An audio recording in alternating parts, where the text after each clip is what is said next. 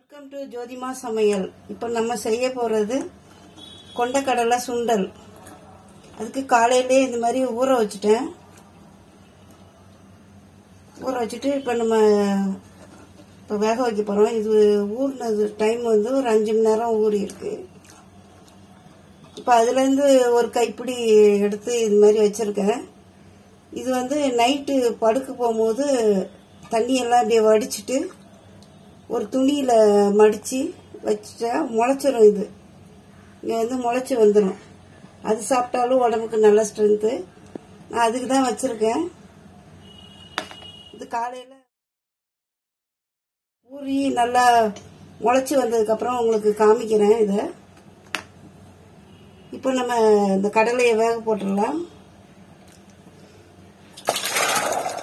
கடலையை ஒரு 5 விசில் வச்சுக்கோங்க. நல்லா குழையிற வரைக்கும் வச்சுக்கோங்க.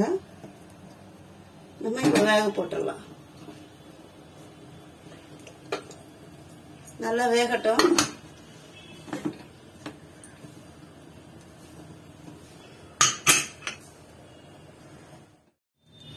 நம்ம குக்கரில் இப்போ 5 விசில் வச்சு எடுத்துட்டோம். பாருங்க நல்லா வெந்துருச்சு. கடலை பாருங்க நல்லா அப்படியே மையா வெந்துருச்சு. நம்ம இப்போ இதை தாளிச்சுக்கலாம். தாளிக்கிறதுக்கு தேவையான பொருட்கள் பாருங்க. கொஞ்சம் தேங்காய், கருவேப்பிலை, 2 காஞ்ச மிளகாய், உப்பு, தேவையான அளவு உப்பு. நம்ம இப்போ கடாய்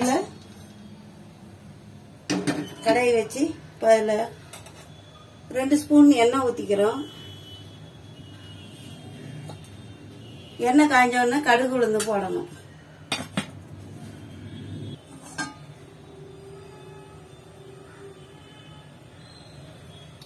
இப்போ எண்ணெய் காய்ஞ்சிருச்சு. கடுகு உளுந்து போட்டுக்கலாம்.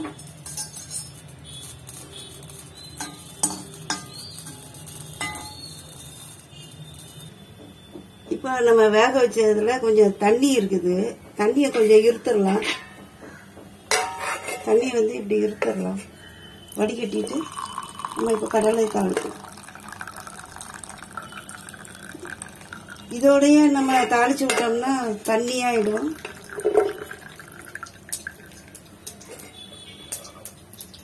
இப்போ நம்ம கடலை தாளிக்கலாம். இந்த தண்ணியை வந்து வேஸ்ட் பண்ண தேவையில்லை.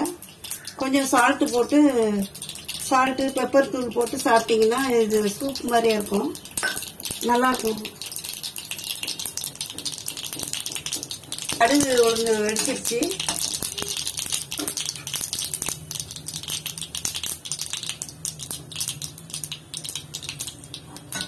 நம்ம இப்போ கருவேப்பிலை போட்டுக்கலாம்.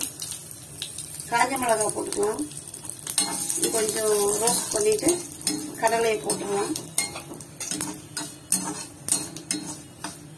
ரோஸ்ட் ஆயிருச்சு. நம்ம இப்போ கடலையை போட்டுக்கலாம்.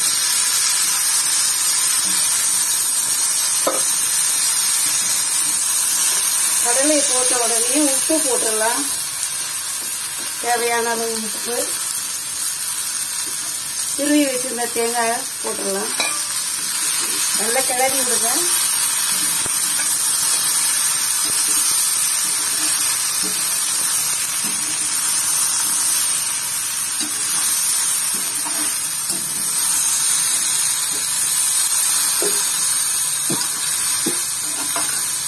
நம்ம சுண்டல் ரெடி ஆயிடுச்சு.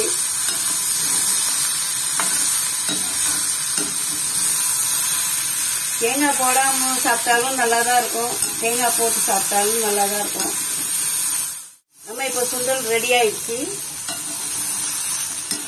ஸ்டவ் ஆஃப் பண்ணிடலாம். பாருங்க சுண்டல் ரெடி ஆயிடுச்சு.